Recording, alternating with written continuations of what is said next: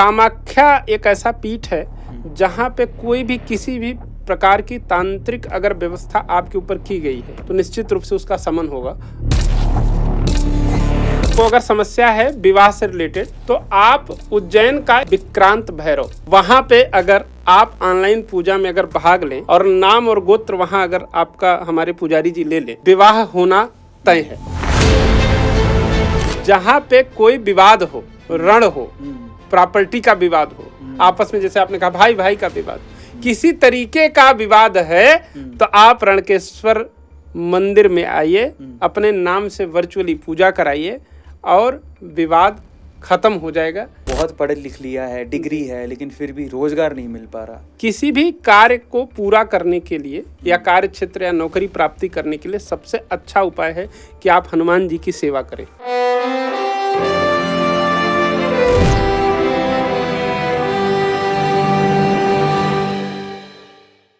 अक्सर हमें जिंदगी में ऋण से मुक्ति के लिए, संतान प्राप्ति के लिए या जिससे हम प्यार करते हैं उस जीवन साथी को पाने के लिए बहुत बार जब हम पंडित जी के पास जाते हैं, किसी को हाथ दिखाते हैं तो वो हमें किसी न किसी मंदिर में पूजा अर्चना या प्रार्थना करने के लिए कहता है कि नहीं कहता?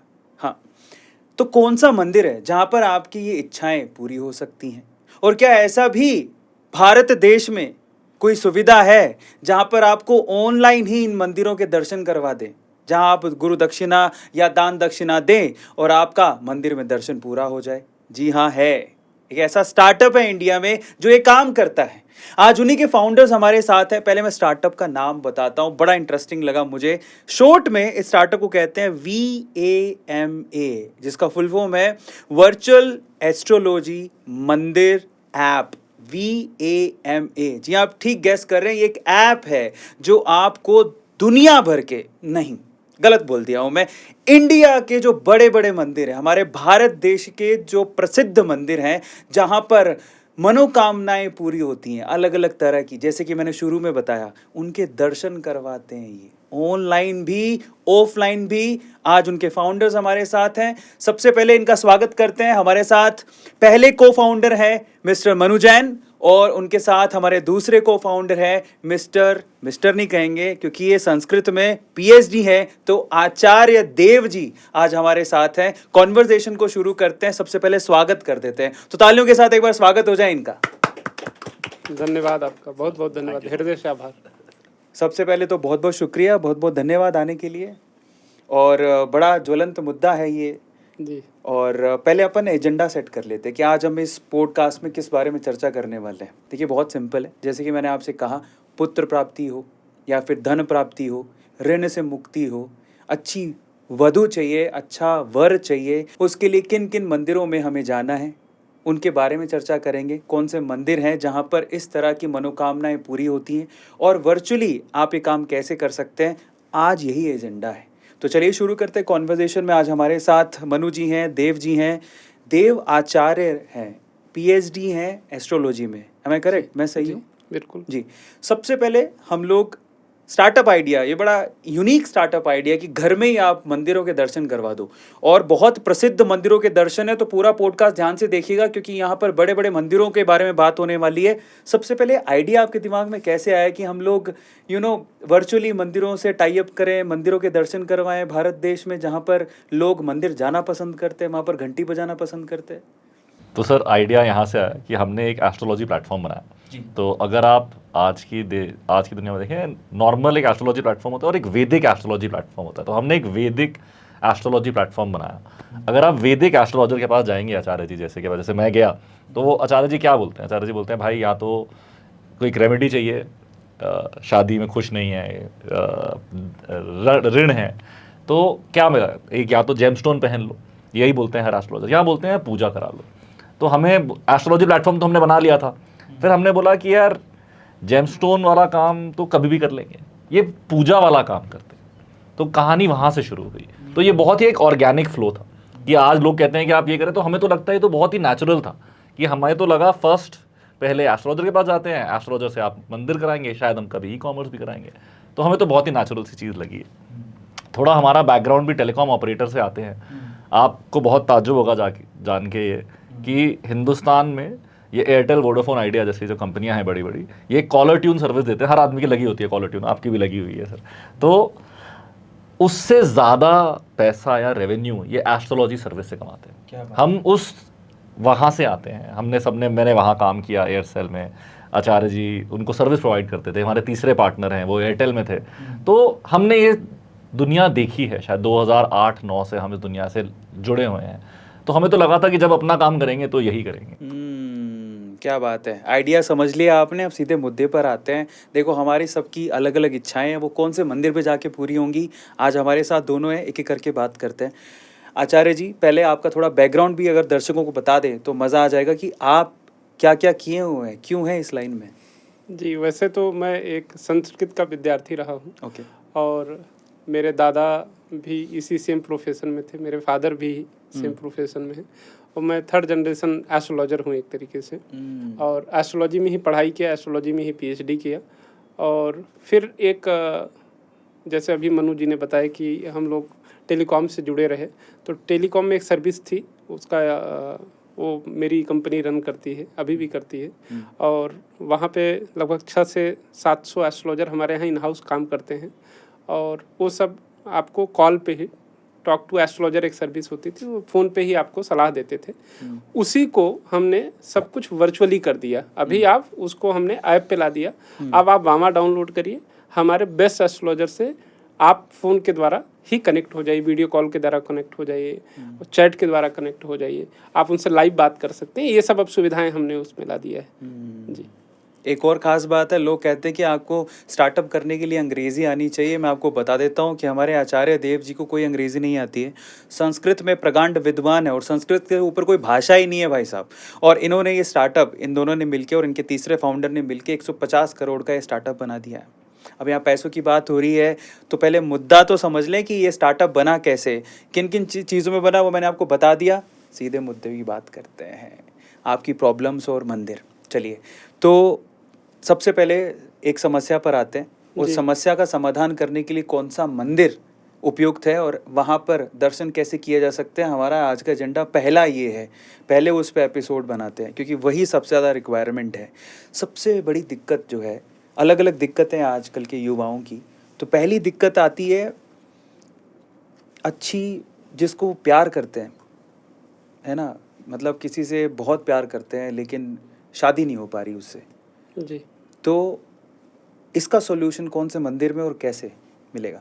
देखिए, मंदिर एक बहुत बड़ा विषय है। हाँ। और ईश्वर के प्रति अगर आस्था हो तो कहीं से कुछ भी प्राप्त किया जा सकता है। क्या बात है। सबसे बड़ी चीज़ ये है कि आप घर बैठ करके अगर किसी चीज़ को प्राप्त करना चाहें तो उससे अच्छा बेहतर तरीका कुछ नहीं हो सकता है। करेक्ट। जैसे कि आप खाना आज मंगाते हैं तो आप ऑनलाइन ऑर्डर करते हैं, घर पे आ जाता है। सेम तरीके से वामा ये काम करता है कि मैं नहीं कहता हूँ कि मंदिर मत जाइए, मंदिर आपको बिल्कुल जाना चाहिए, वहाँ की एक एनर्जी है उसको फील करना चाहिए और वहाँ का आशीर्वाद लेना चाहिए। मान लीजिए आप नहीं जा पाते हैं किसी कारणवश, या आपकी व्यस्तता है, या आप यहीं से चेक करना चाहते हैं कि क्या जाने के पहले ही क्या काम हो सकता है। बहुत बार आजकल के जो नए उम्र के लड़के हैं वो हमेशा हर चीज़ को टेस्ट करना चाहते हैं, बिना टेस्ट के उनको विश्वास नहीं आएगा। पहले करेंगे, उसके बाद वो देखेंगे, तब उनको लगेगा कि नहीं ये तो सही है, भगवान तो सही होते हैं, है ना। तो आप को अगर समस्या है विवाह से रिलेटेड, या आपको लगता है कि मेरा आकर्षण इसके प्रति ज़्यादा हो जाए, या ये आकर्षित मेरे प्रति ज़्यादा हो जाए, इसके मदर फादर नहीं मान रहे हैं, समथिंग बहुत सारी समस्याएं देखनी पड़ती है बच्चों को। आप भी उस उम्र में रहे होंगे, तो हो सकता है आपके साथ भी हुआ हो। बिल्कुल लगभग होता है। तो उस तरीके से अगर कोई मान नहीं रहा है, लड़की नहीं मान रही, या मदर फादर नहीं मान रहे, या समस्याएं किसी भी तरीके से आ रही जाति से या संबंधित, तो आप उज्जैन का एक बहुत सिद्ध जगह है जहाँ पर ये पूजा संपन्न होती है। ओके। उस मंदिर का नाम है विक्रांत भैरव। विक्रांत भैरव मंदिर उज्जैन का, ठीक है जी। वहाँ पे अगर आप ऑनलाइन पूजा में अगर भाग लें, जाकर के करें तो और अच्छी बात है, लेकिन अगर ऑनलाइन भी आप करा लें और नाम और गोत्र वहाँ अगर आपका हमारे पुजारी जी ले लें, तो आप ये मान के चलिए कि विवाह होना तय है। ये उस मंदिर की महत्ता है, ये वामा की महत्ता नहीं है, उस मंदिर, उस देवता की महत्ता है। तो फाइनली अगर आप किसी लड़की से प्यार करते हैं, बेहद मोहब्बत करते हैं, सिर्फ वन साइडेड नहीं भैया, उसका प्यार भी होना चाहिए, ऐसे ज़बरदस्ती आप इच्छा करने लग जाओ। तो अगर आप, वो भी लड़की आपसे प्यार करती है, आप उससे प्यार करते हो, घर वाले नहीं मान रहे हैं, तो उज्जैन में विक्रांत भैरव मंदिर है, वहाँ पर आप जाएं, या तो आप खुद दर्शन करके आए, और अगर आप नहीं जा सकते तो वामा ऐप के ज़रिए आप ऑनलाइन भी पूजा करेंगे तो वो समाधान मिल जाएगा। अगली समस्या की तरफ चलते हैं। सुंदर लड़की मिल गई, बहुत अच्छा हो गया। अब दूसरी जो समस्या है युवा की, वो उसको रोज़गार नहीं मिल पा रहा है। कई बार होता है कि वो टैलेंट बहुत है, या फिर बहुत पढ़ लिख लिया है, डिग्री है, लेकिन फिर भी रोज़गार नहीं मिल पा रहा। जैसा वो मतलब चाहता है ना अपनी ज़िंदगी में, जिस तरह से रोज़गार चाहता है वो नहीं मिल पा रहा है। उस इच्छा पूर्ति के लिए कहाँ जाए? देखिए, रोजगार के लिए मैं सबसे पहले युवाओं से यही कहूँगा कि वो मन से पढ़ाई करें और मन से प्रयास करें। पहली चीज़ यही है कि उनको प्रयास करना चाहिए, और अगर मनोयोग से प्रयास किया जाएगा तो कार्य जरूर हो जाएगा, इसमें कोई संदेह नहीं है जी। अब रही ईश्वर सत्ता की बात, कि ईश्वर से कनेक्ट होकर के आप कैसे किसी चीज़ को इजीली प्राप्त कर सकते हैं। जब तक आपके अंदर काबिलियत नहीं होगी या आपके पास डिग्री नहीं होगी, तब तक वो चीज़ नहीं प्राप्त हो सकती। आप दिन भर पूजा कराते रहिए जी। लेकिन आप 1% कहीं रुक रहा है, 2% कहीं रुक रहा है, तो क्या ईश्वर की मदद से वो हो सकता है? तो मैं कहूँगा बिल्कुल हो सकता है। अब दूसरा सवाल है कि कहाँ हो सकता है?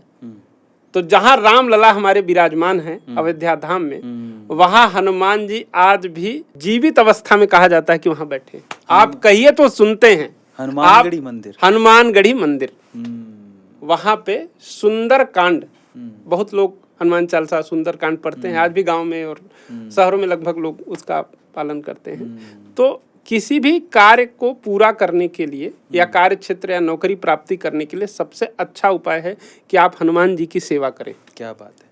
और सुंदर कांड, उसका नाम ही है सुंदर, तो सुंदर कांड का अगर पाठ किया जाएगा तो काम जरूर हो जाएगा। अगली समस्या की तरफ चलते हैं, लेकिन उससे पहले हमारे मनु जैन जी, आप एक बात बताइए। हम समस्याएं तो खैर आचार्य देव जी से पूछ ही लेंगे, वो तो खैर समझ में आता है कि वो संस्कृत के प्रकांड विद्वान है, उनको मंदिर और मंदिर में दी गई दक्षिणा और भारत की संस्कृति पे इतना विश्वास है कि यहाँ भगवान कर ही देंगे। बिल्कुल। आप तो जैनी है है ना, और जैनी बेसिकली मैंने जितना सुना है जैनियों को, तो जैनी भगवान, हिंदू भगवान को इतना मानते नहीं है। तो आप सिर्फ धंधे के पर्पज से आए हैं कि लिटरली आप विश्वास करते हैं? हर जैनी धंधे के लायक नहीं आता, ऐसा नहीं है। मेरे को लगता है, देखिए काम तो है ही, तो ऐसा तो है नहीं कि रोज़गार नहीं चलाना, रोज़गार तो है, मगर हर आदमी की कुछ अपनी एक स्पिरिचुअल कॉलिंग है। शायद मेरी भी एक शिव जी के लिए कॉलिंग है। तो मैं शायद मैं महाकाल काफ़ी जाता हूँ, काशी विश्वनाथ भी अभी 4 बार ही हुआ है। तो शायद एक आपको ना, आप मंदिर में जाते हैं, एक एनर्जी होती है, तो आपको लगता है कि यहाँ आने में अच्छा लगता है। जैसे आप हॉलीडे पे जाते हैं तो कुछ लोग मंदिर जाते हैं, तो अब मेरा भी कुछ लगाव हो गया है। तो मैं वहाँ से आचार्य जी के साथ गए, हमने रुद्र अभिषेक करे, हम प्रोडक्ट देख रहे थे, टेस्ट कर रहे थे, वहाँ पर काफ़ी फ़र्क पड़ा। मेरे को लगता है मैं लाइफ में ठहराव आया, भागता रहता था मैं इधर उधर। तो आप जब अपने अंदर एक चेंजेस देखेंगे तो आप वो चीज़ क्यों नहीं करेंगे? तो चाहे वो मैं जैन हूँ और मैं पूजा करा रहा हूँ, या मैं कुछ और कर रहा हूँ, मैं जो मेरे लिए बहुत ही मुझे कर रहा है, अच्छा लग रहा है, मेरी बॉडी सोल को अच्छा लग रहा है, वो तो मैं करूँगा ही। क्या बात है। एक और बात बताइए, आप कहते हैं महाकाल के भक्त हैं, तो कभी आपने एक्सपीरियंस किया ये कि आप कोई चीज़ इच्छा रखते थे और वो आपने मंदिर में इसी तरह से, जैसे वामा ऐप के ज़रिए लोग अपनी इच्छा की पूर्ति कहीं ना कहीं कर सकते हैं, आपने कभी कोशिश की कि चलो ठीक है यार, ये एक इच्छा है, मैं कोशिश करके देखता हूँ, जो चीज़ मैं लोगों को बोलता हूँ मैं खुद भी ट्राई करके देखता हूँ, ऐसी कोई चीज़ थी जो पूर्ति हो गई उसकी? कौन सी इच्छा थी? आई थिंक हमारे वामा की ही थी। जब हम काम कर रहे थे तो बहुत डिफ़िकल्ट टाइम आया था बीच में।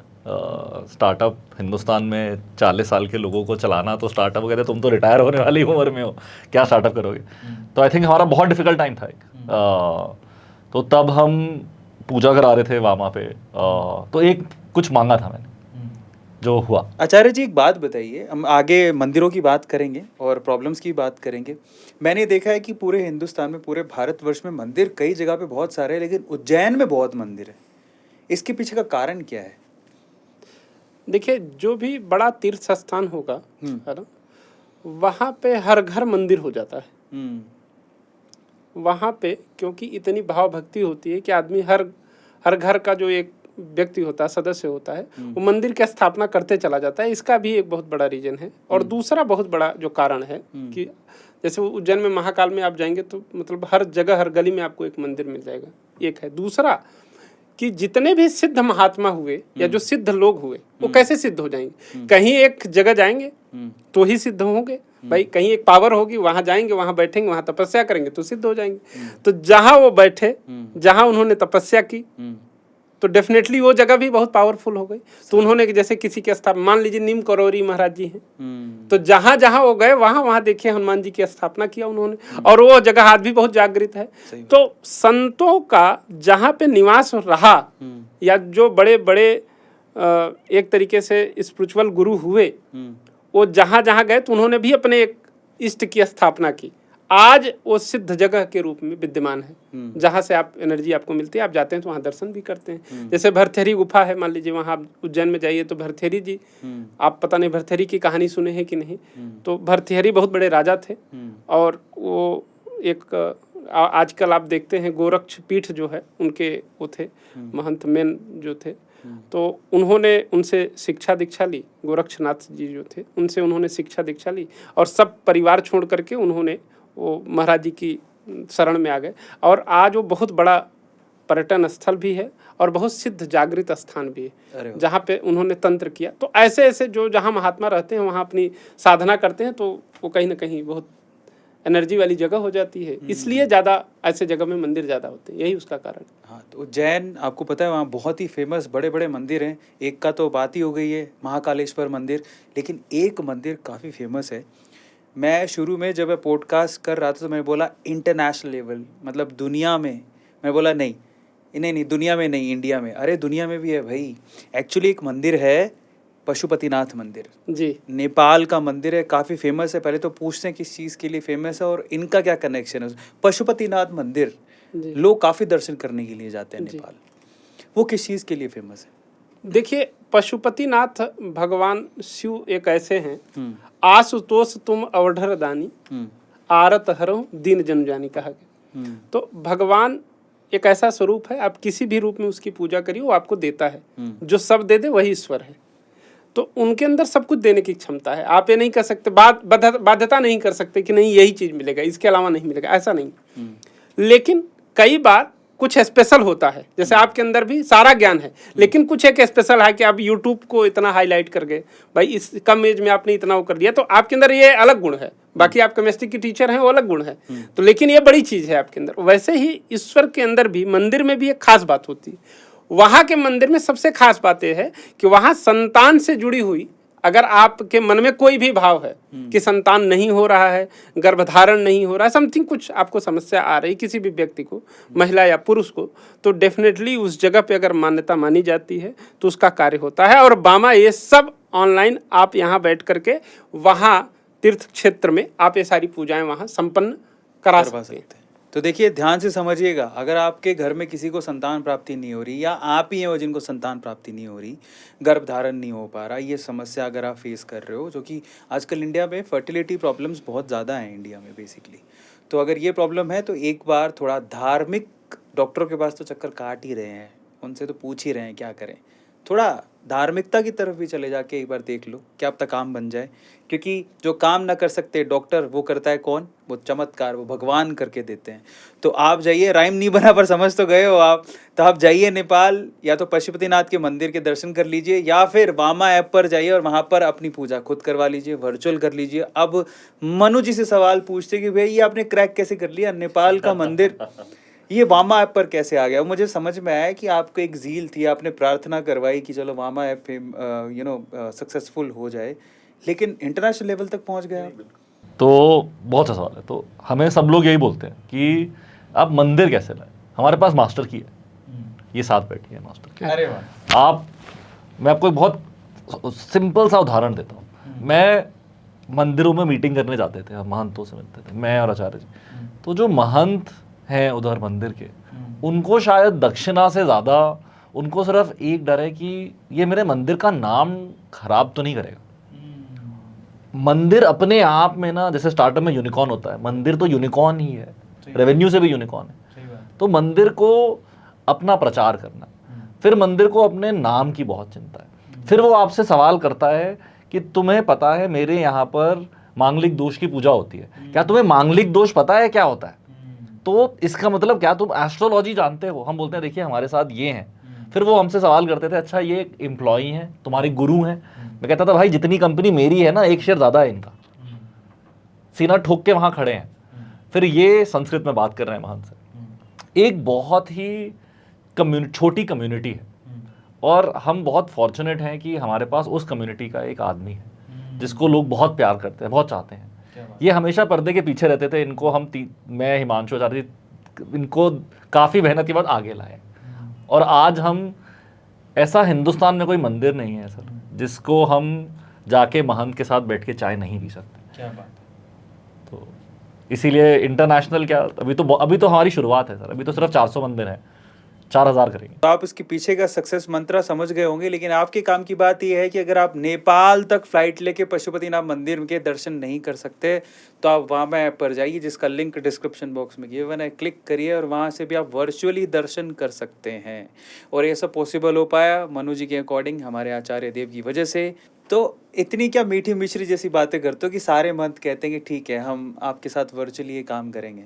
देखिए एक विश्वास है और धीरे धीरे नाम बनता है और फिर विश्वास हो जाता है और फिर आप आंख बंद करके उस पर चल पड़ते हैं। यही एक सिस्टम है, चाहे आप किसी व्यवसाय को ले लीजिए चाहे किसी व्यक्ति को ले लीजिए। आज आपका नाम का विश्वास है तो हम फ्लाई करके आपके पास आए हैं और ये पॉडकास्ट कर रहे हैं, तो नाम का ही तो है जी।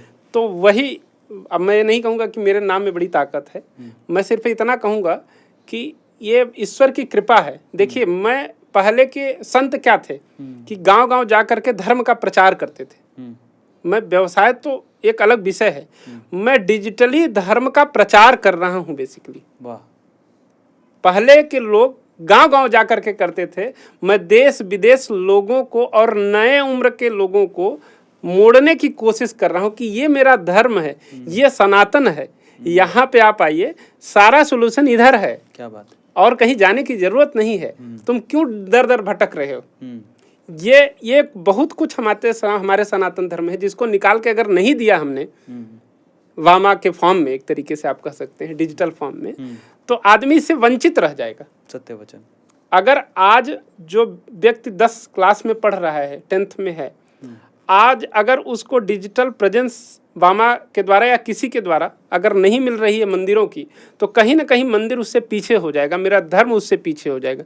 तो मेरा धर्म पीछे ना हो, सनातन हमेशा आगे रहे, इसके लिए आचार्य देव काम कर रहे हैं। क्या बात है। और यही सोच सुन करके गुरुजन हमारे या जो संत महंत हैं उनकी बहुत आशीर्वाद और बहुत कृपा रहती है। कोई उनको खाड़ नहीं खिला रहा हूँ, कोई मिठाई ले जा करके नहीं खिला रहा हूँ, कोई पैसे दे रहा हूँ, सिर्फ प्रेम है और मेरा भाव जानते हैं कि ये आदमी निश्चल भाव से इस कार्य को कर रहा है। तो इसमें उनका सहयोग है, उनका आशीर्वाद है। फिर जो जरूरत पड़ती है वो सब कुछ हमको लुटाने पे एकदम वो रहते हैं कि नहीं आचार्य जी हैं, तो फिर कोई दिक्कत वाली बात नहीं। वैसे देखो यहाँ विन विन सिचुएशन क्रिएट होती है कि जैसे यहाँ सनातन धर्म का प्रचार भी हो रहा है और लोगों की मनोकामनाएं भी पूरी हो रही हैं। मनोकामनाएं से याद आया कि आपकी अगली मनोकामना भी तो हो सकती है। भाई साहब आजकल जो युवा है बेसिकली बहुत अलग अलग जगह से पैसा ले लेके अलग अलग जगह पे लगाते हैं। IPL चल रहा है तो ऋण ले लेते हैं और फिर सट्टे बाज़ार में लगा देते हैं, हार जाते हैं, ऋण चढ़ जाता है।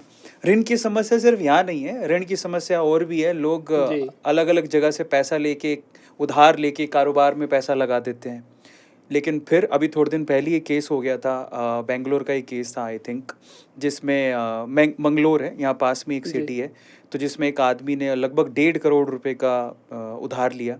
फिर इसने बैटिंग ऐप पे लगा दिया, उसने सोचा कि मैं जीत जाऊँगा, लेकिन वो नहीं जीत पाया और 1.5 करोड़ रुपए जिससे उधार लिए थे वो डेली घर आता था, भैया पैसे दो, और वो फिर धमकियाँ देने वाला काम चलता था। आपको पता ही है क्या होता है, जिससे उसकी जो वाइफ थी प्रेशर में आके उसने सुसाइड कर लिया। और ये कहानी एक्चुअली हिंदुस्तान में और भी बहुत सारे लोगों की होगी। तो ऋण से मुक्ति ये बहुत ज़रूरी है। पैसों का ऋण लिया, उससे मुक्ति कौन से मंदिर में ये मनोकामना पूरी हो सकती है, प्लीज़ आप बताएं। देखिए एक ऋण के पीछे एक और मैं आपको थोड़ा वो बता देता हूँ कि ऋण कैसे होता है। जैसे 20 साल का लड़का है, तो मोबाइल खरीदना है तो हर आदमी सोचता है कि भाई ये वाला मोबाइल मिल जाए महंगा वाला, तो 2000 आपसे लिया, 2000 आपसे लिया, 10,000 अपने पास था, लगा के ले लिए, तो वहां भी एक ऋण हो गया। तो जैसे जैसे एज बढ़ती जा रही है, ऋण आप देखिए कम नहीं हो रहा है। मोबाइल पे बाइक का नंबर आ गया, बाइक के बाद फिर विवाह हो गया, और फिर घर बसाना है तो घर खरीदना है, उसके लिए भी ऋण लेना पड़ रहा है। तो हर एक एज में एक ऋण व्यक्ति के पास है। तो क्या इसका उपाय वामा पे है? तो मैं कहूँगा एक ऐसी सिद्ध जगह है जहाँ पे अगर आपके नाम से अगर पूजा हुई तो आप निश्चित रूप से ऋण मुक्त हो जाएंगे। क्या बात है। राजा हरिश्चंद्र जी ने उस मंदिर की स्थापना की आज से 500 साल पहले, और उस एक बटवृक्ष है उसके नीचे उस शिवलिंग की स्थापना उन्होंने किया है। बहुत ही जागृत स्थान है। आप ये मान के चलिए कि अगर आपका नाम लेकर के मैं वहां पे जल अर्पण कर दूं तो आप ऋण से मुक्त हो ही जाएंगे, इसमें कोई संशय नहीं है। अब ये है कि आपको विश्वास तो करना पड़ेगा, बिना विश्वास किए तो नहीं होगा। तो आप एक बार देखिए वहां पर जा करके, या वामा के थ्रू आप ऑनलाइन आकर के देखिए कि पूजा कैसे होती है, और आपको अगर पूजा में संतुष्टि ना हुई तो मैं दोबारा उस आदमी के लिए भी पूजा कराता हूँ फ्री में, उसका कोई चार्ज नहीं। जैसे आपने कहा कि मैं पूजा से संतुष्ट नहीं हूँ, मुझे देख करके नहीं लगा कि पूजा हुई मेरी, तो मैं कहता हूँ बिल्कुल आप दोबारा उसी पैसे में मैं दोबारा तिबारा जितनी बार आप संतुष्ट नहीं होंगे उतनी बार मैं पूजा कराता रहूंगा आपके लिए, वो भी फ्री में।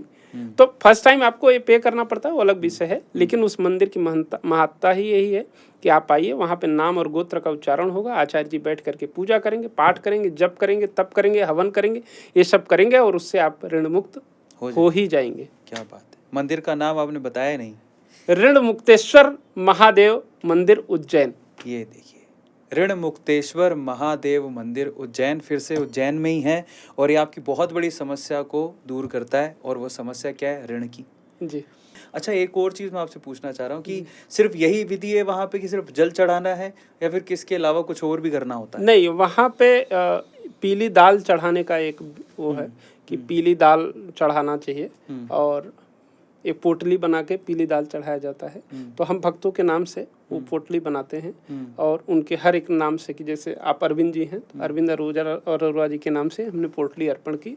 पूजा अलग होगी और पोटली चढ़ाने का विधान है। जल के अलावा पूजा तो बेसिकली होती ही है, जल तो चढ़ाया जाता है ईश्वर जी को, लेकिन पोटली विशेष रूप से उस पोटली का महत्व है। तो फाइनली आपने समझा कि अगर आपको ऋण से मुक्ति चाहिए तो आपको क्या करना है। अब थोड़ा सा और आगे चलते हैं। मनोज जी, आप एक बात बताइए, हम इनसे मंदिर के बारे में बात तो कर ही लेंगे, ये बता भी देंगे सोल्यूशन। आपके जो वामा ऐप है उसके अंदर सबसे ज़्यादा क्वेरी किस चीज़ की आती है? तो वामा ऐप 2 सर्विस देती है। एक, आपको जेन्युइन वैदिक एस्ट्रोलॉजर मिलते हैं, और आप वर्चुअल पूजा ले सकते हैं। ये 2 अलग अलग सर्विस हैं। तो एस्ट्रोलॉजी में हमारे पास 24 से 25 साल के सबसे ज़्यादा युवा लोग आते हैं। तो हमारी ऐप अभी नॉर्थ इंडिया में ज़्यादा और सेंट्रल इंडिया में ज़्यादा है, तो हिंदी स्पीकिंग लोग हैं। सबसे ज़्यादा सवाल इनका लव रिलेशनशिप से है, उसके बाद करियर से होता है, क्योंकि यंग 24 साल 25 साल के आदमी की लाइफ में 2 ही प्रॉब्लम, लव है, रिलेशनशिप है, और फिर करियर है। पूजा के अंदर हम देखते हैं ऋण का बहुत बड़ा एक ऋण मुक्तेश्वर मंदिर शायद हमारा सबसे अच्छा मान्यता चित्रकूट धाम है। तो हमने क्या करा रंजी, हमने एक मंदिर को पूरा वर्चुअल ऑनलाइन ले आए। आप हमारी ऐप पे मंदिर में वर्चुअली चल सकते हैं, घूम सकते हैं, वर्चुअली आप फूल चढ़ा सकते हैं। तो हमने एक वो करा, आरती कर सकते हैं। आरती करेंगे तो मंत्र आएगा, मतलब आप अभी ऐप खोल के देखेंगे तो आपको समझ आएगा। अरे वाह। तो ऐसे ही हम आज हमारे पास 400 मंदिर हैं, हमारा टारगेट है हम 4000 मंदिर लाएं। तो हम ऐसे ही सारे मंदिरों को वर्चुअल लेकर आएंगे। अब एक और बात बताइए, हमारे जो भगवान राम का मंदिर बना है अभी अयोध्या में, क्या उसको आप ऑन बोर्ड कर पाए? तो कोशिश जारी है, मगर अभी शायद वहाँ पर इतनी ज़्यादा लोग हैं ऑफलाइन कि वहाँ पर हम पहुँच नहीं पाए हैं अभी तक। शायद आपके इस पॉडकास्ट की वजह से कोई हमारी बात सुन लेगा, हमें बुला लेगा। योगी जी वही कर पाएंगे, उन्हीं की टेरिटरी है। वैसे एक सूत्र है, करत करत अभ्यास से जड़मति होतु सुजान। तो प्रयास करते रहेंगे और अपनी चीज़ों को समझाते रहेंगे। अगला सवाल हमारा ये है कि जैसे अभी इन्होंने कहा मनु जी ने कि बहुत सारे मंदिर आए, उसमें उन्होंने एक स्पेशल मंदिर का नाम लिया, चित्रकूट मंदिर। वो आप बताइए कि उसकी मान्यता क्यों है इतनी? देखिए, चित्रकूट धाम है। भगवान श्री राम जब अयोध्या से निकले तो वो चित्रकूट धाम पे पहुंचे। 14 साल में 11.5 वर्ष लगभग उस पर्वत पे रहे हो। अरे वाह। वो पर्वत था तब वीरान जगह थी, तब कोई ऐसी व्यवस्था वहाँ नहीं थी। वहाँ मंदाकिनी नदी है, वहाँ पे सीता जी राम भगवान सब स्नान करते थे और वहीं पे उनकी सारी व्यवस्था उसी पर्वत पे थी। उस पर्वत की महत्ता यह है कि जब भगवान राम वहाँ थे तो सारे देवता आकर के वहीं बस गए। आज भी उस पर्वत के हर कण में ईश्वर का वास माना जाता है। इसीलिए उस मंदिर के आसपास जितना पर्वत है, लोग उसकी परिक्रमा, लगभग 5 किलोमीटर का एरिया है, तो वो परिक्रमा लोग वहाँ जा करके करते हैं। अमावस्या के दिन लगभग 10 से 12 लाख लोग वहाँ परिक्रमा करते हैं। अब वहाँ से राम मंदिर से एक रास्ता डायरेक्ट निकल रहा है जो चित्रकूट धाम पे डायरेक्ट जाएगा, तो 1-1.5 घंटे की जर्नी हो जाएगी। और अभी भी एयरपोर्ट वहाँ पे आया, तो सरकार भी बहुत उसका विकास कर रही है। हमने उसका डिजिटली विकास किया कि आप अगर जा करके परिक्रमा नहीं लगा सकते तो क्या वामा के थ्रू परिक्रमा भी लगाया जा सकता है? तो मैं कहूँगा बिल्कुल लगाया जा सकता है। यही सवाल पूछने वाला था। तो वर्चुअल परिक्रमा का एक हमने वो निकाला है कि आपके जगह एक व्यक्ति वहाँ होगा जो आपके नाम से संकल्प लेगा। अरविंद जी हैं, इनका कश्यप गोत्र या जो भी गोत्र होगा वो आदमी गोत्र उच्चारण करेगा और परिक्रमा लगाएगा और पूरी परिक्रमा लगा करके आएगा और आपको दिखेगा कि देखिए व्यक्ति परिक्रमा लगा करके आया। और उस समय भगवान कामतानाथ को जा करके फूल प्रसाद जो होगा वो अर्पण करेगा। ये व्यवस्था हम करने जा रहे हो। हाँ, कितना ऐसे जनरली वैसे पूछना नहीं चाहिए, बट फिर भी अगर कोई ऐसे ऑनलाइन किसी को ये काम करवाना हो तो कितना चार्ज लेता है मामा ऐप? चार्ज कुछ है नहीं, जो फैसिलिटी दे रहा हूँ ना, इस ये चार्ज उससे कोई हम अपना चार्ज मीट आउट नहीं करते कि हमारा पैसा निकल आ रहा है, बहुत प्रॉफिट हो रहा है। वो इतना ले रहे हैं कि जितना वह व्यक्ति वहां जा करके परिक्रमा करेगा, जो उसको खर्चा ले रहे हैं वही लेते हैं। वो बहुत मिनिमम होता है, 1000, 500, 700 समथिंग कुछ वो वहाँ के हिसाब से परिस्थिति के अनुसार से बना लेते हैं कि हाँ ये खर्चा है तो ये जेन्युइन चीज़ है, उसको लेना चाहिए। यानी ज़्यादा खर्चा नहीं है। और अगर आप भी कहीं किसी सिटी से निकलकर चित्रकूट तक पहुँच रहे, परिक्रमा जो लगाएंगे उसमें जो खर्चा आएगा ऑलमोस्ट उतना ही खर्चा आपको बस देना पड़ रहा है। बस खास बात यह है कि आपका पसीना नहीं निकलेगा, पसीना किसी और का निकलेगा। एक और मंदिर है जो कि काफ़ी फेमस है, और वो फेमस है एक्चुअली आजकल विवाद बहुत हो रहे हैं। मतलब आपसी विवाद, आपसी रंजिश बहुत है, भाई भाई में रंजिश है, प्रॉपर्टी को लेके रंजिश है, प्रॉपर्टी में विवाद चल रहा है। ये बहुत है इंडिया में आजकल, सबसे ज़्यादा इसी के केसेस भरे पड़े हैं, या तो डिवोर्स के केसेस भरे पड़े हैं या फिर ये प्रॉपर्टी के केसेस भरे पड़े हैं। तो दोनों पर मैं सोल्यूशन पूछूंगा, लेकिन प्रॉपर्टी विवाद में अगर कोई फंसा हुआ है इंसान और निकल नहीं रहा है केस, कौन से मंदिर जाए और कैसे सोल्यूशन होगा? अरविंद जी, आप बहुत रिसर्च करके आए हैं लग रहा है। बहुत सारे सवाल आप किए जा रहे हैं। कैसे आपके ऐसा माइंड में कैसे आया जा रहा है? ऊपर वाले की कृपा है, जो सवाल ऑडियंस चाहती है कि मैं पूछूं वो मेरे मुख से निकल रहा है, और कोई बस ऊपर वाली की कृपा है। प्लीज़ बताइए कि कैसे सोल्यूशन होगा इसका? देखिए, एक मंदिर है रणकेश्वर धाम, भगवान शिव की तरह जैसे महाकाल की प्रतिमा है, मूर्ति है, वैसे ही रणकेश्वर धाम में भी आपको देखने को मिलेगी सेम तरीके से, लगभग आपको सेम तरीके से। ये कहाँ पे है रणकेश्वर? ये रणकेश्वर धाम उज्जैन से लगभग 20 किलोमीटर वहाँ जगह एक पड़ती है, वहाँ पे रणकेश्वर धाम है। उज्जैन में ही आता है, जिला उज्जैन ही लगता है। तो आप मान के चलिए कि उज्जैन में ही है रणकेश्वर धाम। बहुत फेमस जगह है और उसका नाम ही है रणकेश्वर। जहाँ पे कोई विवाद हो, रण हो, प्रॉपर्टी का विवाद हो, आपस में जैसे आपने कहा भाई भाई का विवाद हो, किसी तरीके का विवाद है तो आप रणकेश्वर मंदिर में आइए, अपने नाम से वर्चुअली पूजा कराइए और विवाद खत्म हो जाएगा। इसका पूरी तरीके से भगवान शिव आशीर्वाद देते हैं कि जाओ तुम्हारा विवाद खत्म हो जाए। क्या बात? वहाँ पे लोग सिर्फ विवाद के लिए ही लोग वहाँ जाते हैं और लाइन लगी होती है, आप यकीन करिए। अच्छा, हाँ, मतलब जैसे कोर्ट में लाइन है वैसे वहाँ भी लाइन है। पर मुझे एक बात बताइए, ज्यादातर जितने भी सॉल्यूशन थे वो उज्जैन के आसपास ही थे, आपने उज्जैन का कुछ नहीं, देखिए हम महाकाल के एक तो भक्त, ब्रांड एम्बेसडर तो नहीं है आप कहीं उज्जैन के? नहीं आपको एक बार लेके चलते हैं। आप वामा पे पहले दर्शन करिए, फिर आपके साथ आपको लेकर चलते हैं। क्या बात? हाँ जी, महाकाल का भक्त है, जैसे मनु जी भी महाकाल के बहुत बड़े भक्त हो गए हैं। हाँ। तो हम जब महाकाल पे रिसर्च कर रहे थे, मेरा काम ही यही है कि हम नए नए मंदिरों को जो जीर्ण मंदिर है जिनकी बहुत बड़ी मान्यता है, उसको ढूंढते हैं, उस पर रिसर्च करते हैं और देखते हैं कि यथार्थ क्या है इसका, उसके बाद हम उसको अपने ऐप पे लाते हैं। ऐसे किसी भी मंदिर को ला करके कोई फायदा नहीं है। तो जहाँ पे लोगों का सोल्यूशन होता है वो मंदिर है। तो इसलिए उज्जैन में शुरुआत में बैठे तो बहुत सारा रिसर्च कर डाले वहाँ पे, तो वहाँ पे ये भी मंदिर मिला, इसलिए उज्जैन में आप अभी हैं। वैसे पूरे देश में लगभग हम मंदिरों पे काम कर रहे हैं, बहुत सारा मंदिर है। आप ऐप पे आएंगे तो आपको देखने को मिलेगा कितने सारे मंदिर पे हम काम कर रहे हैं। तो चाहे वैष्णो देवी हो, चाहे उज्जैन हो, चाहे बनारस हो, चाहे प्रयागराज हो, बहुत सारी ऐसी जगह है जहाँ जहाँ अच्छे मंदिर है, वहाँ पे सब। क्या बात है। अब अगली समस्या की तरफ चलते हैं, क्योंकि बहुत सारे मंदिर है लेकिन बस फेमस, क्योंकि 400 मंदिर के करीब हैं जो इनकी ऐप पर लिस्टेड है, लेकिन बहुत सारे फेमस मंदिर है, उसमें से कुछ ही मंदिरों की बात करेंगे। वो आखिरी कुछ मंदिर हैं उसके बारे में भी बात कर लेते हैं। अगर किसी पर आजकल एक मूवी भी आई थी अभी शैतान नाम से, अगर आपने देखी हो तो, जिसमें आर माधवन ने बहुत ही अच्छा काम किया है। उसमें तंत्र विद्या कर देता है वो किसी एक लड़की के ऊपर, किसी एक बच्ची के ऊपर, और उसके बाद वो वही करती है जो वो तंत्र विद्या जिसने करी है, वो जो कहता है वो लड़की वही करती है और पूरा विनाश कर देता है घर के अंदर उस लड़की के थ्रू ही।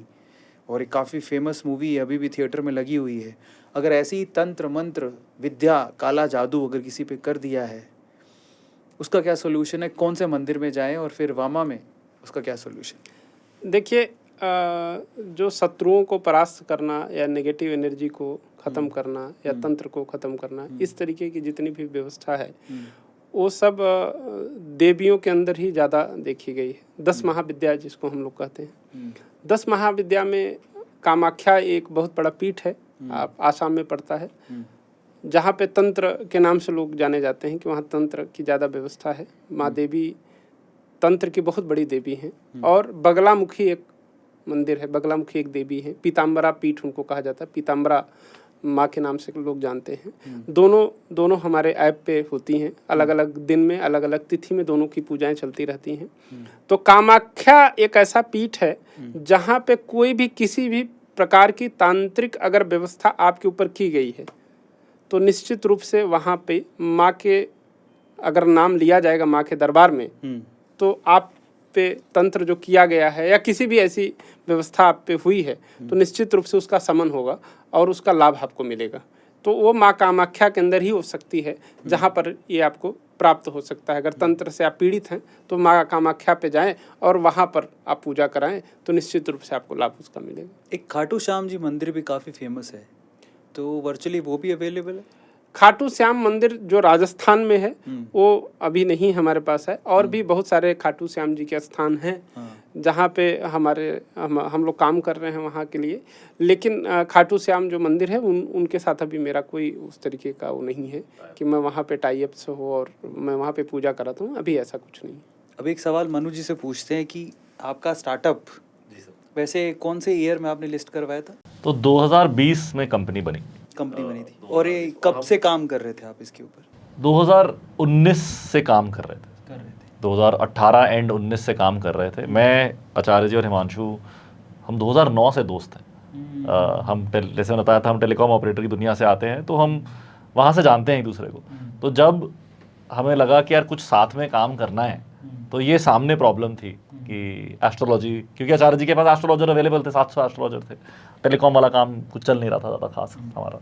हमने कहा चलो ये करते हैं। अब हमारे आचार्य देव जी के पास चलते हैं। मंदिर में जैसे हमने बोला कुछ मंदिर और हैं, उसके बारे में थोड़ा प्रकाश डालिए। जैसे कि हमारा जगन्नाथ मंदिर हो गया या तिरुपति बालाजी मंदिर हो गया, महाकालेश्वर मंदिर के बारे में आपने बताया ही है। तो ये तिरुपति बालाजी मंदिर को इतना क्यों स्थान, सबसे बड़ा स्थान दिया गया है शायद मंदिरों में? जी, ऐसा क्यों? तिरुपति बालाजी मंदिर इसलिए फेमस है क्योंकि ये कहा जाता है कि भगवान विष्णु स्वयं आज भी वहाँ विराजमान है, और जगह उनके अंश थे या और किसी स्वरूप में थे, वहाँ भगवान विष्णु स्वयं विराजमान है लक्ष्मी के सहित। तो इसलिए वहाँ पे जितने भी धन से संबंधित जुड़ी हुई विषय होते हैं वहाँ आदमी जाकर जरूर मानता है, और धन आ जाता है तो आदमी को विश्वास जल्दी हो जाता है। ये एक धन का स्वरूप भी है कि भाई धन आ जाता है तो आदमी को लगता है कि भाई सच में भगवान ने सुन लिया।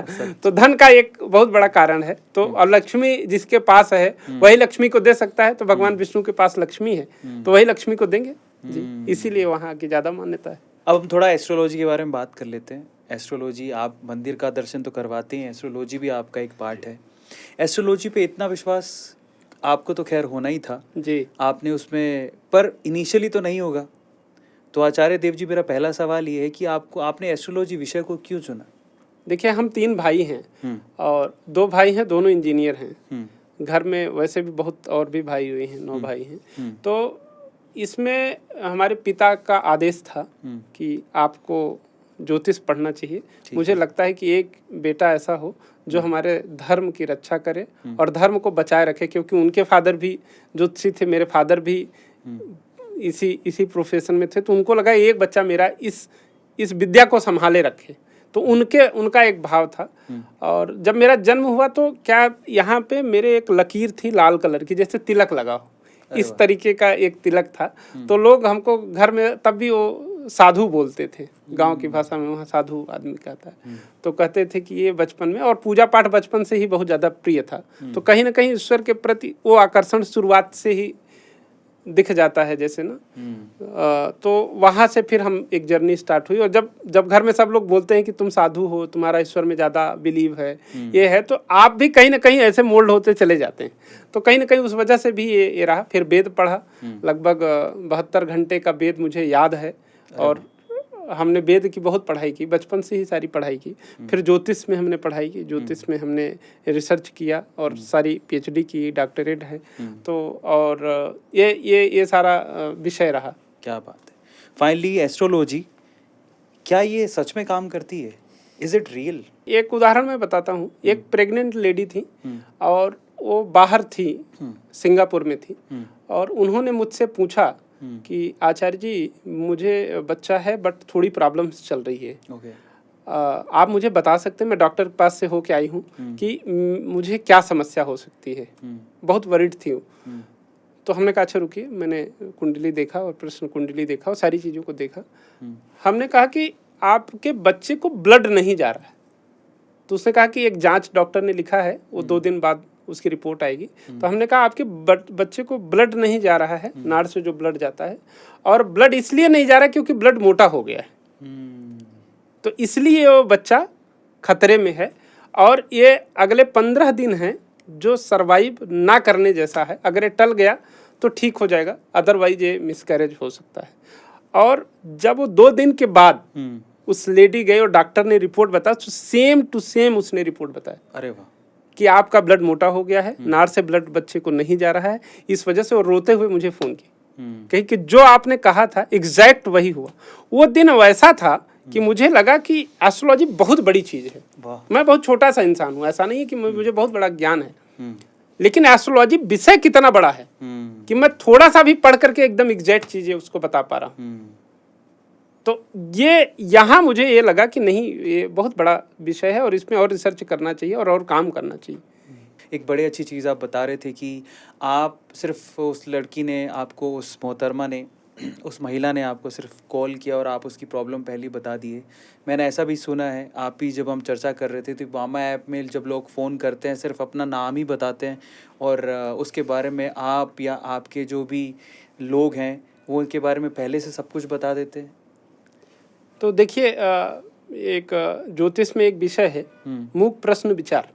मूक प्रश्न विचार का मतलब है, मूक मतलब आपको कुछ नहीं बोलना है, मैं बोलूँगा कि आपके मन में क्या चल रहा है। ये पूरी ज्योतिष की विद्या है, इस पे बहुत बड़ा रिसर्च है।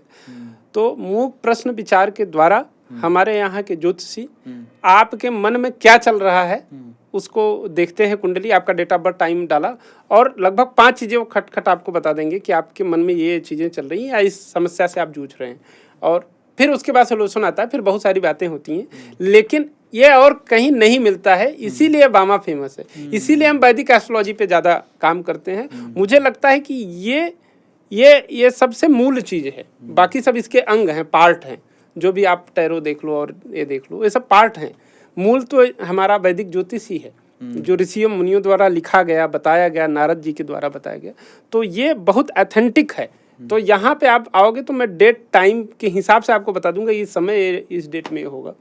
तो ये हमारे ज्योतिषी वहाँ के बताते हैं। और कितने वैदिक ज्योतिष हैं जो आपके साथ काम कर रहे हैं? लगभग 700 लोग हैं इस समय। 700? जी, 700 ज्योतिषियों की एक बहुत बड़ी टीम है मेरे पास। क्या बात है। और जो सब विद्वान लोग हैं जो संस्कृत में बात कर सकते हैं, फालतू तरीके की वो बात नहीं कर पाते, बहुत घुमाने की उनके अंदर प्रवृत्ति नहीं है। वो कट टू कट बात करते हैं कि आपकी जो प्रॉब्लम है, जो सोल्यूशन हो वो देंगे। वो कस्टमर का पैसा अपना पैसा समझते हैं।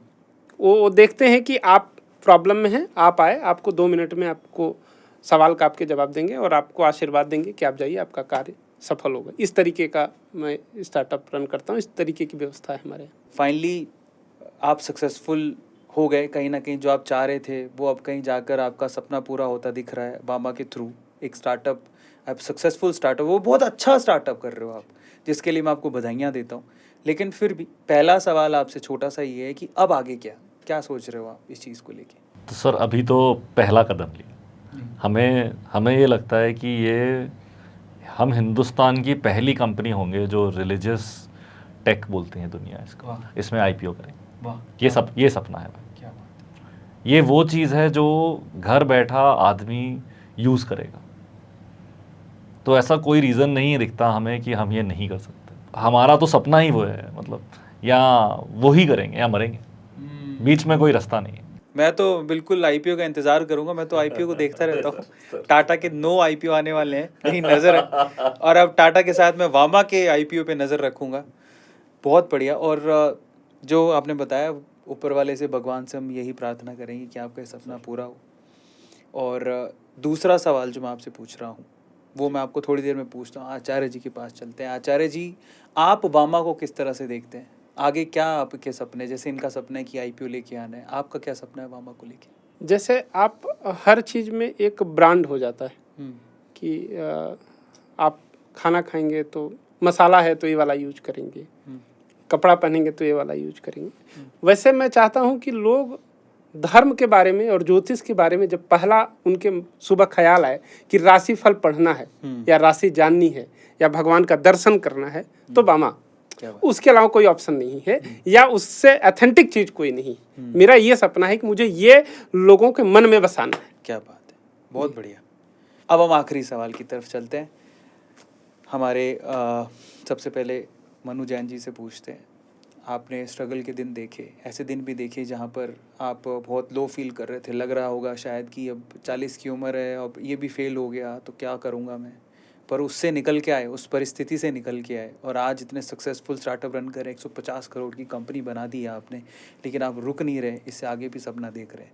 ये जो जर्नी आपने जी, उसमें 3 ऐसी चीज़ें जो आपको लगता है कि ये मैं हमेशा ज़िंदगी में याद रखूँगा, ये मेरी लर्निंग्स हैं जो बाकी लोगों को भी, बाकी जितने स्टार्टअप जो स्टार्ट करना चाहते हैं उनको भी काम आए। वाह, काफ़ी ये इमोशनल सवाल है। तो जो ख़राब टाइम देखा ना, तो और शायद जब आप 40 साल के ना तो आप पे ज़्यादा जिम्मेदारी है। मेरे पास वो ऑप्शन नहीं थी कि मैं घर जाके, शायद बच्चे हैं छोटे, 2 पेरेंट्स हैं, वाइफ हैं, और एक आदमी शेयर नहीं करता। उसको लगता है कि शायद अपना दर्द मैं अपने घर वालों को क्यों दे दूँ, इनका दर्द भी मैं ही ले लूँ ना, मैं इनको अपना दर्द क्यों दूँ।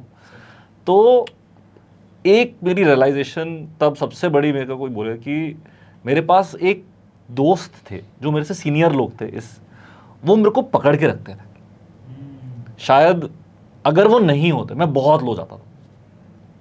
मैं इनके साथ शेयर, क्योंकि हम तीनों की अलग प्रॉब्लम्स थी। मेरी आचार्य जी, हम तीनों के अपने काम बटे हुए हैं। मेरा काम है फंड लाना, राइट, जैसे। तो मेरे पास वो लोग थे। मेरे को अभी तक एक किस्सा याद है कि मैं रिजेक्ट हो रहा था और सामने वाला जो आदमी रिजेक्ट कर रहा है ना, वो 22-23 साल का लड़का है। हमारी ऐसी मीटिंग हुई एक दिन, हम मीटिंग में गए तो आचार्य जी मीटिंग में जाते हैं ना, वो कहते हैं प्रणाम, और मैं बोलता हूँ कि हम हिंदी में बात करेंगे क्योंकि ये कंपनी इनकी भी है, इनको समझ में आना चाहिए हम क्या बात कर रहे हैं। उस आदमी ने बोला, यार हम कल करते हैं मीटिंग। और मतलब समझ में उनकी एक्सपेक्टेशन थी कोट टाई वाले बढ़िया लोग आ रहे हैं। यार कोट टाई वाला आदमी थोड़ी ये काम बनाएगा, जिसको ये नॉलेज ही नहीं है ग्राउंड पे क्या चल रहा है, वो क्या करेगा। तो मेरे पास जब रिजेक्शन आ रही थी, एक काफ़ी अच्छे मित्र हैं स्टार्टअप वर्ल्ड में, बड़े आदमी हैं, उन्होंने बोला 100 रिजेक्शन पे बंद करना है, उससे पहले नहीं करना। मैं 62 पे पहुंच गया था और मैं गिन रहा था। और हर रिजेक्शन के बाद, हर रिजेक्शन कुछ फीडबैक देके जाती है। जो आदमी आपको मना कर रहा है ना, वो भी कुछ तो बोल रहा है, बस आपको वो सुनना है। तो मैं हर रिजेक्शन के बाद बड़े लंबे लंबे नोट्स लिखता था और फिर मैं वापस आता था, अपनी वो प्रेजेंटेशन को चेंज करता था। मेरी प्रेजेंटेशन चेंज होती गई, फिर मैजिक हुआ। एक मेरा शायद ये लर्निंग है। दूसरा शायद फैमिली का मेरे साथ होना एक बहुत बड़ा पॉजिटिव था मेरे पास। तो मैंने शेयर नहीं करा, अगर करता तो हल्का रहता, स्ट्रेस बांटने से कम ही होता है, वो अंदर रख के कोई फायदा नहीं है, यू नो। तीसरा आई थिंक जो सबसे इम्पोर्टेंट है ना, सपने इतने बड़े हैं कि लोग हंसते हैं, वो मज़ा ही आएगा जब लोग हमारा जो आज हमें फाइनली एक सिंगापुर के फंड ने फंड करा, हम उनकी पहली कंपनी है इंडियन जिसमें फंड करा, वो कंज्यूमर नहीं करते, वो B2B कंपनियां करते हैं, वो शायद एक 450 मिलियन का फंड है। उन्होंने बोला, उनके मालिक ने, कि अगर हम लोग रोड पे कुछ नारियल पानी भी बेच रहे होते ना, वो तब भी उनको इस बात की वैल्यू थी कि हम 3 कौन है जो ये धंधा बना।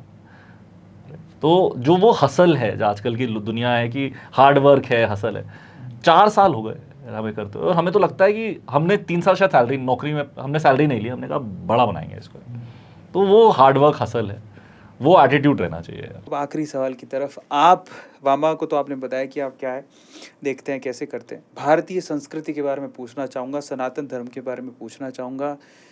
मुझे नहीं लगता कि 2014 से पहले तक, हमारे नरेंद्र मोदी जब आए उसके पहले तक इतना कोई मान सम्मान था। 10 सालों में काफ़ी बढ़िया, और आज के टाइम पे सबसे ज़्यादा जो कोई चीज़ कंज्यूम होती है रील में, वो सनातन धर्म के बारे में लोग जानना चाहते हैं। बाहर भी लोग भगवान राम और रामायण और गीता के बारे में पढ़ रहे हैं। बुक्स इतनी ज़्यादा पब्लिसाइज हो गई हैं कि गीता प्रेस अपना डेटा रिलीज़ करके बोलती है कि भाई हमको तो बुक छापने के लिए टाइम ही नहीं मिल रहा, इतनी बुक के ऑर्डर्स पड़े हुए हैं। सनातन धर्म इतनी ऊपर जा रहा है, आपको ये देख के कैसा लगता है? और आप बेसिकली अपने ज्ञान से और क्या क्या सर्व करना चाहते हैं सनातन धर्म को? आपकी क्या इच्छा है जी, इस सनातन धर्म के लिए, और क्या करना चाहते 3 युग बताए गए, मतलब हैं? जी, द्वापर, त्रेता और कलयुग। कलयुग, है ना। मोदी जी ने 4थे युग की स्थापना कर दी, अरे वाह, डिजिटल युग। क्या बात है। उस व्यक्ति का ये सबसे बड़ा योगदान है कि उन्होंने जो डिजिटल में क्रांति लाई, जो हम आज बैठ करके कर रहे हैं, या हम जो वामा से कर रहा हूँ, ये सब उस व्यक्ति की देन है। एक टाइम था जहाँ 300 रुपये का 1 GB डेटा मिलता था, अगर आपको याद हो तो। सत्य वचन। वो व्यक्ति ऐसा किया कि आज बह रहा है डेटा एक तरीके से। तभी आप और हम, या घर में बैठा हुआ एक सामान्य व्यक्ति जो गांव में बैठा है, वो भी कहीं कथा चल रही तो उसको मोबाइल पे देख पा रहा है, या हमारे ऐप के थ्रू दर्शन कर पा रहा है, पूजा पाठ कर पा रहा है। ये सब डिजिटल के द्वारा ही हुआ है। तो नो डाउट मोदी ने एक डिजिटल युग की स्थापना की, मैं तो इस बात को मानता हूँ, और मैं उनसे बहुत प्रेरित हूँ, बहुत मेरे प्रेरणा स्रोत भी हैं वो। कहीं ना कहीं कि हर युवाओं के प्रेरणा स्रोत माने जाते हैं, लेकिन हमारे बहुत खास है, मैं उनको दिल से बहुत मानता भी हूँ। तो मैंने देखा है कि उन्होंने जब डिजिटल कर रहे थे तो मैं सोच रहा था कि इस डिजिटल में मैं उनके लिए क्या कर सकता हूँ। मैं अपना स्कोप ढूंढ रहा था कि भाई वो डिजिटल तो चीज़ों को करते जा रहे हैं, मैं क्या करूँगा इसमें, मैं कैसे योगदान दूँ उनको। तो मैंने कहा कि सनातन से बढ़िया मैं और कुछ कर ही नहीं सकता, मुझे कुछ, और टेक्नोलॉजी तो आती नहीं, टेक्नोलॉजी वाले लोग ये सब हैं, मुझे तो एकदम नहीं आती है। तो अब ये सब हनुमान की तरह लगे, और भगवान की ऐसी कृपा हुई कि हम डिजिटल में बहुत आगे बढ़ रहे हैं धीरे धीरे, और लोगों को सनातन के प्रति जागरूक करना, सनातन से जोड़ना और मंदिर से जोड़ना, ये मेरा मिशन है कि मैं डिजिटली आपको हर मंदिर से कनेक्ट जरूर कर दूंगा, चाहे वो साउथ का हो, चाहे नॉर्थ का है, चाहे ईस्ट का हो, चाहे वेस्ट का हो। क्या बात, ये मेरा उद्देश्य है, क्या और मैं करके ही रहूँगा। क्या बात है। तो फाइनली आपने सुने, इनके विचार भी सुने, एक काम क्या करते हैं वो भी सुना, आपकी समस्याओं का समाधान भी दिया इन लोगों ने, और ज़िंदगी में आपको कैसे आगे बढ़ना है वो सब चीज़ें भी बताई। मुझे लगता है कि 1 घंटे का जो पॉडकास्ट है, ये जितना भी पॉडकास्ट है, वो आपको बहुत सारी चीज़ें सिखा के जाएगा। आपने बेसिकली क्या चीज़ सीखी कमेंट सेक्शन में लिखिए, और आप अगर मेरी जगह पर होते तो आप मनु जी से या आचार्य जी से क्या सवाल पूछते, कमेंट सेक्शन में ज़रूर लिखिएगा। इसके अलावा अगर कोई आपकी समस्या है तो वो भी लिख सकते हैं आप। अगली बार जब वे वापस आएंगे तो आप ही का नाम लेकर इनसे हम वही सवाल पूछ लेंगे। टिल देन गाइज, इसी तरह से सनातन धर्म का प्रचार करते रहो, जय श्री राम बोलते रहो, और आगे बढ़ते रहो। एक और अच्छी चीज़ मुझे पता लगी, उसी से हम ख़त्म करेंगे, हालांकि उससे शुरुआत होती है, and that is hello hello नहीं बोलना आपसे, क्या बोलना है? हरिओम हरिओम। तो उन्होंने बताया कि एक्चुअली हलो हलो इज़ एक हिंदी जो हमारे सनातन धर्म में हरिओम बोलते हैं। तो अगली बार फ़ोन उठाओ तो बोलना हरिओम हरिओम। तो इसी लर्निंग से आज हम ख़त्म करते हैं सेशन को। मुस्कराते रहो, इसी तरह से हंसते रहो और आराम से पूजा अर्चना प्रार्थना हरिओम करके बोलते रहो। हरिओम। बहुत बहुत धन्यवाद, मिलता है अगले सेशन। बहुत बहुत शुक्रिया।